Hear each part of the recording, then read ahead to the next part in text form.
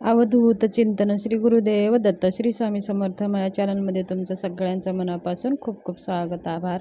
तुमच्या सगळ्या चांगल्या इच्छा पूर्ण करू अशा आपल्या गुरुचरणी वंदन करून आजच्या व्हिडिओला सुरू करूया. चला तर मग आज आपला विषय आहे बलिप्रतिपदा आणि दिवाळी पाडवा आपण साजरा करत असतो. आणि बलिप्रतिपदेच्या दिवशी आपल्याला आपल्या पतीला ओवाळायचं असतं. आणि बलिप्रतिपदा आणि महत्त्व आणि बलिप्रतिपदाविषयी थोडीशी मी माहिती सांगणार आहे. बघा, आपण ह्या दिवाळीमध्ये खूप काही सेवा केली, उपाय केले, सगळे काही आपण लक्ष्मी प्राप्तीसाठी, धनप्राप्तीसाठी काही उपाय करत असतो. पण कधी कधी काय होतं पहा, तुम्ही खूप काही सेवा करता, तुमच्या मनासारखं काही यश प्राप्त होत नाही. मग तुम्हाला असं वाटतं मी इतकी सेवा केली, मी 21 दिवसाची सेवा केली, मी 40 दिवसाची सेवा केली, मी 3 महिन्याची सेवा केली, तरी मला माझ्या मनासारखं यश प्राप्त होत नाही, जे काही माझी इच्छा होतात ते पूर्ण होत नाही, किंवा माझे काही अडथळे जीवनातले अडथळे आहेत ते संपत नाही. पण पहा, तुम्ही जर कधीच सेवा केली नसेल, आता सेवा करायला जर चालू केली असेल तर तुम्हाला थोडं वेळ लागेल. केलेली सेवा कधीही वाया जात नाही. आणि समजा तुम्ही कधी कोणतीच सेवा केली नाही आणि त्या वेळेमध्ये आपण काय कर्म केलेलं आहे, काय पुण्य केलेलं आहे आणि काय वाईट कर्म केलेले असेल, जवळ आपले वाईट कर्माचा नाश होत नाही तोवर आपल्या चांगले कर्म आपल्याकडनं आपले चांगलं काही होत नाही. म्हणून जर आपण सेवा करायला सुरुवात केली असेल तर आपल्याला जे काही आपले वाईट कर्म आहेत त्याचे नष्ट होतात आधी. म्हणून आपण सेवा करूनसुद्धा आपल्या मनासारखं कधी कधी घडत नाही, ते मनाच्या विरुद्ध घडत असतं. मग असं समजतात लोक की आपण एवढी सेवा करतो तरी आपल्या मनासारखं का होत नाही. तर ह्याचं हे कारण असतं, जवळ आपलं जे काही पाप असतं, पापाचे जे कर्म असतात, ते वाईट कर्म केलेले असतात, ते नष्ट होण्यासाठी काही दिवस आपल्याला सेवा कराव्या लागतात. आणि ते हळूहळू आपले जे सगळे कर्म नष्ट झाले तर मग बघा थोडे दिवसानं आपल्याला हळूहळू चांगलं व्हायला लागतं. आणि हे प्रत्येक मनुष्यासोबत हे असतं. पण कोणी पहा थोडीशी सेवा करतात तरी त्यांचं चांगलं होत असतं असं आपल्याला वाटत असतं. पण नाही, ते खूप दिवसापासून सेवा करत असतात म्हणून त्यांचं चांगलं होत असतं. आणि थोडेसरी देवाला त्यांनी काही संकल्प केलं आणि काही सेवा केली तरी पण त्यांचे कोणते मनातले कार्य पूर्ण होतात. त्यांची सेवा बघून आपण पण करायला लागतो, पण आपण कधीच केलेलं नसतं, ते आपण आता सुरुवात करत असतो, म्हणून आपल्या मनासारखं घडत नाही. तर तुम्ही सेवा करत असाल, स्वामी सेवा म्हणा, लक्ष्मीप्राप्तीसाठी, धनप्राप्तीसाठी कोणतीही सेवा तुम्ही करत असाल तर तुमचे अगोदरचे जे काही पाप कर्म ते पाप कमी होत गेलं तरच तुमचं पुण्यकर्म जास्त होत गेलं तर तुमचे सगळे काही मनोकामना पूर्ण होतात. तर तुम्ही सेवा करत जा. हा मनासारखं कधी घडत नाही, कधी तुमच्या मनाविरुद्ध घडत असतं, पण तरी आपण सेवा करत जायचं. मग थोडे दिवसानं हळूहळू ते पापाचं घडा आपलं थोडं कमी होत जातं आणि पुण्याचं घडा आपलं भरून गेलेलं असतं. म्हणून हळूहळू आपल्याला त्याचे फळ आपल्याला भेटत असतात. पण सेवा करत असताना खचून जाऊ नये. आपल्या कधी मनाविरुद्ध झालं तरी आपण कधी डगमगू नये, पण सेवा आणि भगवंताशी कनेक्ट व्हायचं ते सोडू नये. मग आपल्याला कुठं ना कुठं मार्ग प्राप्त होतच होतं. थोडे दिवसानं का होईना, 1 वर्षानं, कधी कधी 2 वर्ष पण लागू शकतात. पण सेवा आपल्याला सोडायचं नाही. तुमचे जर जास्त पापकर्म असेल तर तुमचे ते पापाचा घडा नष्ट होण्यासाठी थोडं वेळ लागेल. आणि मग पुण्य आपल्या पदरामध्ये पडल्यावर मग आपले सगळं मनासारखं घडतं. चला तर मग आज आपण बलिप्रतिपदाविषयी थोडीशी माहिती सांगणार आहे.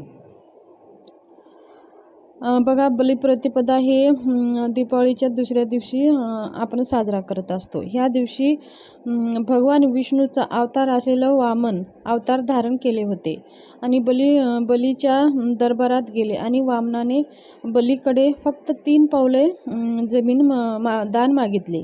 मग उदार मनाच्या बळीराजाने ते दान ताबडतोब दिले. परंतु वामन 2 पावलात सारे जग व्यापून घेतले. स्वर्गलोक आणि पूर्ण पाताळलोक मोजून घेतले. मग 3रे पाऊल कुठे ठेवावे. मग शेवटी राजा बळीने आपले मस्तक पुढे केले. वामनाने बलीच्या डोक्यावर पाय ठेवला आणि भगवान विष्णूने त्याला पाताळचे राज्य दिले. आणि देवादिकांची काळजी दूर झाली आणि इंद्रपद सुरक्षित राहिले. श्री विष्णू बलीच्या अवधावर संतुष्ट झाले आणि बळीराजाने सेवा करण्यासाठी भगवान विष्णू त्यांचे द्वारपाल झाले. हे दिवस म्हणजे बलिप्रतिपदा, म्हणून ह्या दिवशी आपण बलिप्रतिपदा दिवस साजरा करत असतो. म्हणून ह्या दिवशी आपण आपल्या पतीचं औक्षण करायचं असतं आणि गोवर्धन पूजाची पण ह्या दिवशी महत्त्व आहे. म्हणून आपण गोवर्धन पूजा घरामध्ये सगळे काही धान्य भरून मग त्याच्यावरती भगवान विष्णूची मूर्ती स्थापना करून पूजा करायची असते.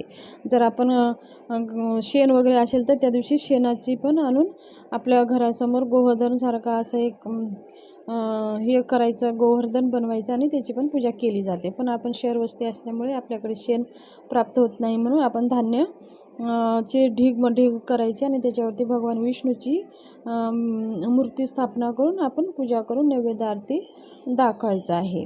तर हे बलिप्रतिपदाचा दिवस आहे. आणि आता आपल्या पतीला कसे ओवाळावे. बघा, पतीला ओवाळताना ताट आपण पितळाचंच घ्यायचं असतं. तामण्याचं ताट, म्हणजे आपण देव धुताना जो तामण घेतो तो तामण्याचं ताट घ्यायचा असतो. आणि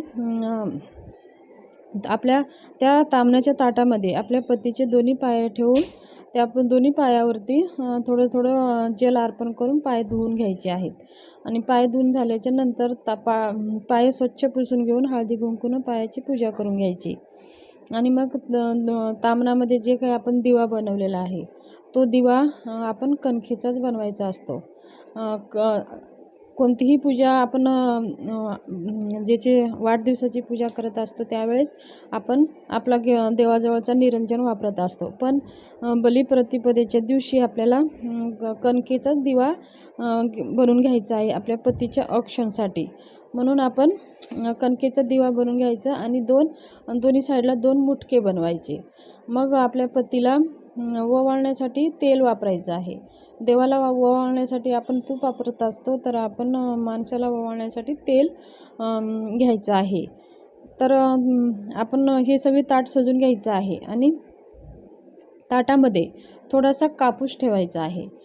कापूस ठेवण्याचं महत्त्व काय, म्हणजे आपण ते ओवाळताना डोक्यावर ठेवत असतो. ते असं मानलं जातं की तुमचे पतीचे आपले पूर्ण केस पिकेपर्यंत त्यांचं आरोग्य चांगलं राहावं आणि त्यांची भरभराट व्हावं, म्हणून ते थोडेसे कापूस डोक्यावर ठेवले जातात. म्हणून ताटामध्ये थोडासा कापूस आपण ठेवायचा आहे.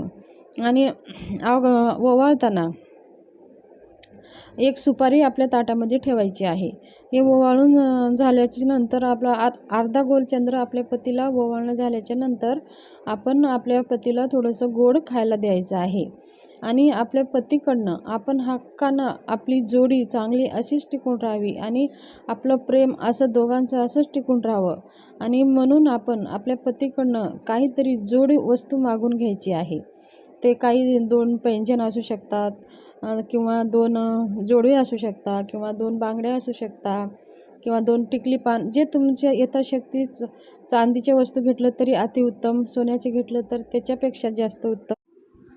किंवा तुम्ही अशी साध्या कोणत्याही जे तुमच्या यथाशक्ती घेऊ शकता त्या वस्तू आपल्याला घ्यायच्या आहेत आणि त्या जोडीनंच घ्यायचे आहेत.